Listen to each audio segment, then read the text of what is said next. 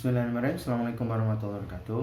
Teman-teman, hari ini saya akan berbagi sedikit tentang apa yang kami lakukan ketika melakukan rekrutmen, khususnya ketika kami melakukan tes tentang kepribadian dan prioritas diri. Jadi ketika rekrutmen ada beberapa orang yang hadir di melamar di Apotek NH. Saya ingin mengetahui bagaimana kepribadian dan prioritas mereka ketika menghadapi berbagai masalah. Di sini saya menggambarkan ada 12 kondisi dan saya ingin tahu seperti apa respon mereka terhadap kondisi yang ada yang paling menggambarkan diri mereka.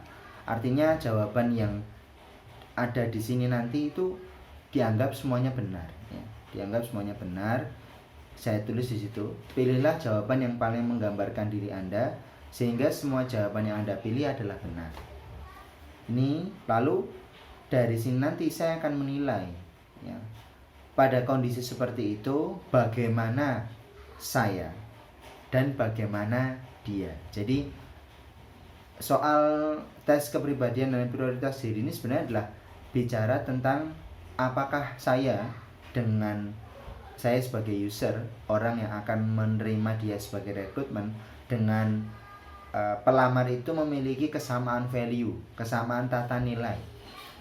Nah, dari sini saya tidak bisa mengatakan apakah kamu orang yang jujur, kamu suka dengan hal jujur, ataukah kamu sulit kita bertanya seperti itu. Tapi ketika bertanya dengan kondisi seperti ini, ada 12 kondisi nanti, itu akan memudahkan saya untuk menilai apakah memang saya dan talents atau orang yang akan saya rekrut ini memiliki tata nilai yang sama di awal ini, gitu.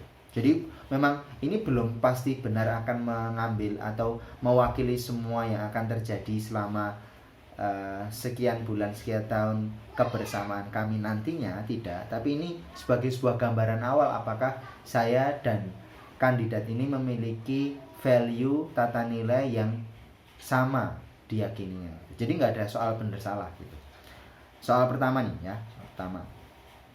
Hampir semua pegawai di kantor instansi saya meminta uang tanda terima kasih atas pengurusan surat izin tertentu. Namun menurut peraturan kantor, hari itu tidak diperbolehkan. Maka saya A. Ikut melakukannya karena bagaimanapun juga kawan-kawan kantor juga melakukannya. B. Melakukannya hanya jika terpaksa membutuhkan uang tambahan untuk keperluan keluarga sebab gaji kantor memang kecil. C. Terkadang saya melakukan hal tersebut. D. Berusaha semampunya untuk tidak melakukannya. E. Tidak ingin melakukannya sama sekali. Nah, kalimat ini tuh ada yang D sama E ya.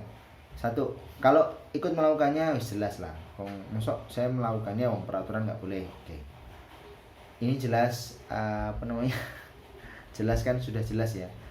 Kalau menyilang ini apa yang terjadi itu sudah jelas, ini tidak seperti saya gitu. Kemudian yang kedua, melakukannya hanya jika terpaksa membutuhkan uang tambahan. Oh, jadi kondisinya terpaksa nih, sebab gaji kantor memang kecil. Berarti ini dia berbuat tidak jujur kalau terpaksa. Kalau yang tadi, yang kalian nggak jujur, saya juga nggak jujur. Yang C, terkadang saya melakukan hal tersebut. Jadi berdasarkan mood lah ya, jujur itu berdasarkan mood, mau melakukannya atau tidak melakukannya itu tergantung saya lah. Saya lagi pengen jujur ya jujur, kalau pengen nggak jujur ya nggak jujur. Nah, ini contoh. Kemudian yang berikutnya, berusaha semampunya untuk tidak melakukannya. Berusaha semampunya untuk tidak melakukannya. Jadi ya, saya tidak ingin melakukan ketidakjujuran itu. Jadi saya berusaha semampu saya. Kadang-kadang saya tidak mampu sebenarnya gitu. Kadang-kadang saya mampu, kadang-kadang saya tidak mampu. Yang E, tidak ingin melakukannya sama sekali. Jadi si kandidat ini memilih D. Memilih D dia, memilih D kan. Yang sesuai dengan saya adalah E, tidak ingin melakukannya sama sekali. Jadi di sini berarti saya dengan kandidat ini tidak sama. Nah, contohnya begitu, ya kan? Oke. Terus kemudian, ini mirip seperti tes kejujuran. Apa benar ini tes kejujuran? Nah, kita lihat juga. Contoh ini. Bagi saya, Bekerja adalah A. Beribadah, B. Tugas, C. Kewajiban, D. Kebutuhan, E. Mencari uang untuk nafkah. Wah, gimana nih? Pilihan pertama, beribadah. Bekerja adalah beribadah. Waduh, berarti ini orang soleh ini. Apakah saya seperti itu? Apakah saya mencari orang yang bekerja itu sebagai bentuk ibadah? Nah, sebenarnya nanti bisa digali pada saat wawancara gitu. Ketika apakah memang Anda menjadikan pekerjaan Anda itu sebagai ibadah, itu wujudnya seperti apa gitu. Misalnya nih, kalau saya melakukannya dengan ketika saya masuk ke apotek, saya mengatakan Masya Allah la haula wa la quwata illa billah. Itu seperti di Al-Quran ya, kisah pemilik 2 kebun yang ketika dia masuk, dia merasa sombong, tapi ada sahabatnya yang soleh, yang muslim, dia mengatakan ketika kau masuk jangan bersikap sombong masuk ke kebun gitu, tapi katakanlah Masya Allah la haula wa la quwata illa billah, bahwa semua ini bukan karena kepandaianmu dalam bercocok tanam, tapi karena Allah memberikan kemudahan kepadamu, memberikan kesehatan, memberikan ilmu dan seterusnya. Nah, itu kalau saya. Tinggal dia nanti seperti apa bentuk ibadahnya. Sebab ya tidak melulu salah memang ini. Terus berikutnya nih, bagi saya bekerja adalah tugas. Nah, ketika bekerja adalah tugas, aku oke gitu. Saya tanya, tugas seperti apa sih yang menurutmu akan dilakukan?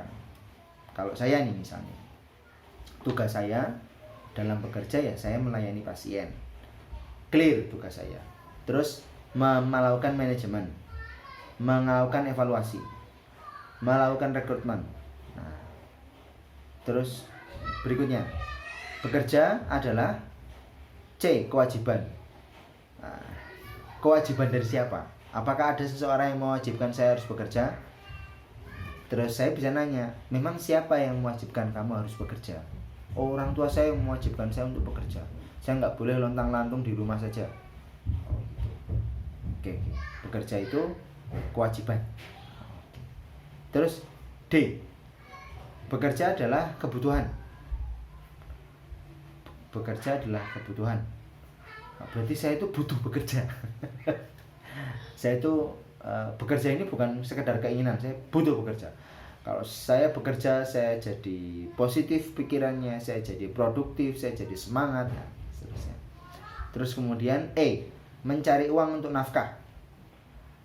Saya bekerja untuk mencari uang untuk nafkah. Saya gimana? Ya, saya juga seperti itu. Saya bekerja ini mencari uang untuk menafkahi keluarga saya.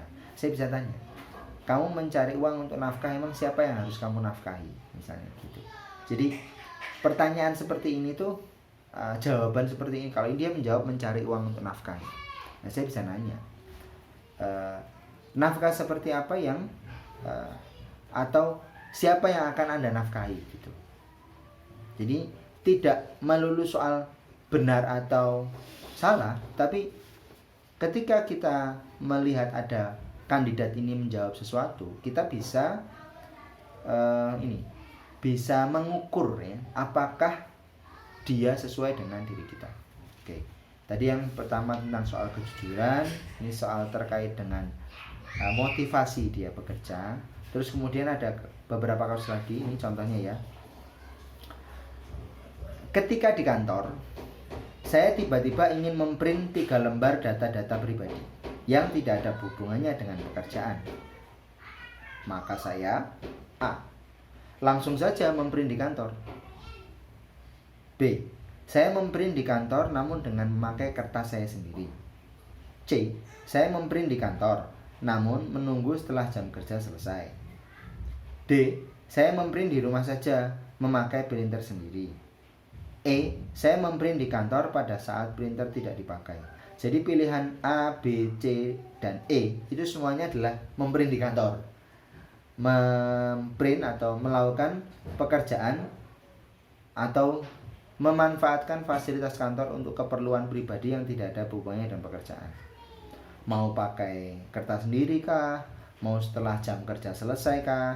atau pada saat printer tidak dipakai dan seterusnya, itu adalah bagian ketidakjujuran. Nah, dia memilih saya memprint di rumah saja, memakai printer sendiri. Wah, ini jawaban yang paling baik ya. Jawaban yang paling baik kelihatannya. Terus pada kondisi ini saya bisa bertanya, kalau memang ini kelihatannya yang paling baik, saya memprint di rumah saja memakai printer sendiri. Lah kalau kamu kondisinya itu di rumah nggak punya printer gimana? Itu. Terus kamu benar-benar harus ngeprint saat itu, karena itu harus benar-benar saat itu dikerjain. Misalnya kamu ditungguin sama orang gitu, kamu sedang bekerja, apa yang dilakukan? Nah sebenarnya opsi ini tuh tidak mutlak pasti harus D gitu. Nah saya bisa bertanya, kalau saya apa tidak ada opsi misalnya kamu meminta izin kepada saya gitu. Nah itu contoh. Oh ya, saya di rumah nggak ada printer, saya bisa minta izin ke bapak. Nah kayak gitu. Itu jadi tidak mutlak. Ini pertanyaan seperti ini tuh untuk ngetes ya, ngetes tentang prioritas seseorang gitu. Nah ini ada 12. Teman-teman yang membutuhkannya bisa menghubungi saya di sini. Ini ada contoh soal tes kepribadian dan prioritas diri. Nah, saya senang hati berbagi dengan teman-teman. Boleh nanti ya, berarti ya silahkan saja hubungi saya, insya Allah begitu. Semoga jadi manfaat, jadi sedekah untuk keluarga kami. Terima kasih. Assalamualaikum warahmatullahi wabarakatuh.